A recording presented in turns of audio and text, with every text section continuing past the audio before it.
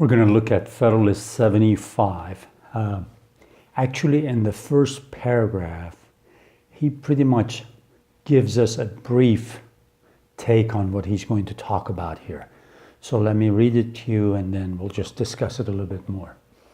Of course, this is Hamilton again, and this is, I believe, the 9th of the 11 papers that he's going to cover the provisions in the Constitution relating to the presidency, the office of the president, his authority, the authority given to him, and the reasons why.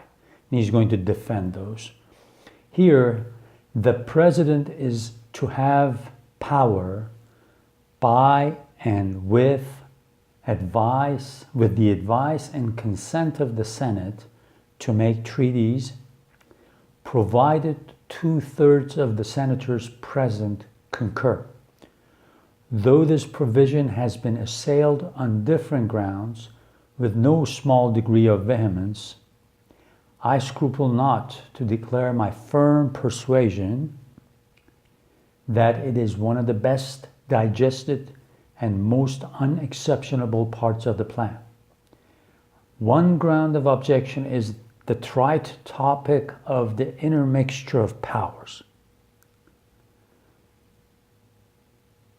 Some contending that the president ought alone to possess the power of making treaties, and others that it ought to have been exclusively deposited in the Senate. Another source of objection is derived from the small number of persons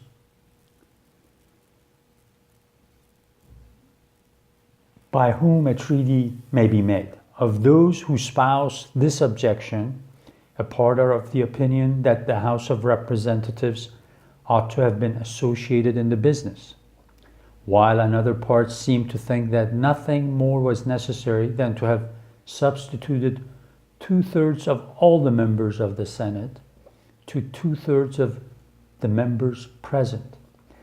As I flatter myself, the observation made in a preceding number upon this part of the plan must have sufficed to place it to a discerning eye in a very favorable light. I shall here content myself with offering only some supplementary remarks, principally with a view to the objections which have been just stated. Okay. He begins with a direct line from the Constitution saying that the president makes the treaty provided 2/3 of the members of the Senate present concur. Not 2/3 of the whole body, but 2/3 that happen to be there on the day that the vote is taken. And towards the end of the paragraph, he says that we've already talked a little bit about this when we were talking about the Senate, why the senators are the responsible or hopefully responsible people to be to have a part in making treaties. So he says, I think this is one of the best things about the Constitution, but we have people that are criticizing us for little things from here to there, just they're all over the place. And he says that the treaty making is one of those areas that you can't say it's 100% a legislative part of the government. It has to be done by the legislature, or whether it's 100% in the hand of the executive. He says this is the part that we have intermixed it. Remember, the whole idea is separation of powers, checks and balances, independent judiciary. But over these past few papers, we've learned that there are some things that two branches have to work hand in hand for it to work just right. And he says making treaties is one of them. And during the course of this paper, he's going to say it's best if one person, the executive, has the ultimate treaty-making power. But because we want the government to come across energetic, responsible, and all those things that we've talked about. But at the same time, we don't want the president to get the idea that he is the ultimate authority. That's why we will ask the senators to be part of this plan. They have to, 2/3 of the senators have to concur. Now, he says 2/3 of the senators present. And he says some of our critics say, well, it would have been okay if you'd said 2/3 of all the senators, not just senators that show up on that day to vote. And he says some of our other critics say 2/3 of the senators plus the House of Representatives, or House of Representatives by itself. And we'll see here in a little bit that he's going to say, no, the last thing you want to do is get the House of Representatives in this business, because he uses the word multitudinous and fluctuating. In other words, they are not stable. Every 2 years they come up for election, and who knows whether they've been elected by people whose passions of the time put them in office. So he definitely says, do not want to get the House involved. And we have to constantly think about this idea of checks and balances. And throughout these papers, the beauty of it is, the beauty of these papers is that there's that constant. If human beings are good, human beings cannot be trusted with power. It's the bottom line. And that's why the system is pretty good. It's because they say we can trust this person on a daily basis, but when we choose this person as president, as a member of the House of Representatives, as a judge, as a senator, when you allocate, you give them power, authority and power to run the government, to do their share of the work, you cannot trust them. So here he says we've come up with a system that works, and he gradually is going to go through it. The president that's elected for 4 years gives the impression that of stability, the fact that he can get re-elected when he is talking about treaties with foreign powers.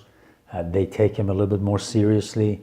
But at the same time, again, we don't want the president to think that he's the ultimate authority. That's why we got the legislative branch involved. And we got the senators involved rather than the members of the House, because members of the House, again, uses the word fluctuating. In other words, you don't see stability in the House. Because every 2 years, back then, even the turnover they were thinking was going to be high. And by the time somebody goes from their state to the country's capital, learns their way around, and they get kicked out of office, they don't know much about foreign affairs. That's what he's thinking about. They're thinking about in 1787, 1788. So keep those in mind, and I'll just read the rest of this for you. Let me read the next paragraph, or attempt to read most of it. With regard to the intermixture of powers, I shall rely upon the explanations already given in other places of the true sense of the rule upon which that objection is founded, and shall take it for granted as an inference from them that the union of the executive with the Senate in the article of treaties is no infringement of that rule. I venture to add that the particular nature of power of making treaties indicates a peculiar propriety in that union. Just like we talked about. He says, in making treaties, it's one of those areas that not any one branch of the government has absolute say. It's one that we can unite two branches in making this decision.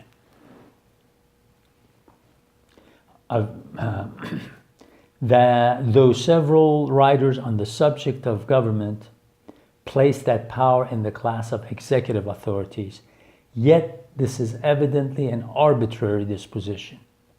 For if we attend carefully to its operation, it will be found to partake more of the legislative than of the executive character, though it does not seem strictly to fall within the definition of either of them. Any way you look at it, whether you, even though some people who've written books on government say it should be an executive authority, says no, there's not, no, it's not something black and white where you can say 100% it belongs to the executive, or for 100% it belongs to the legislative branch. It says we've chosen the middle path. The essence of the legislative authority is to enact laws, or in other words, to prescribe rules for the regulation of society. Before I go too far, just remember rules. When you talk about a representative democracy, constitutional representative democracy, those rules, those laws have to be available to everybody. So everybody knows what the laws are, that if they break it, they're going to be legally held accountable. So when he talks about this, this is one important point that you need to remember and focus on. It's not a law that changes depending on the mood of the president, or the mood of the judges, or the mood of the representatives. It's a rule and it applies to everybody. So we'll continue with, continue in the middle of paragraph 2 in the next video.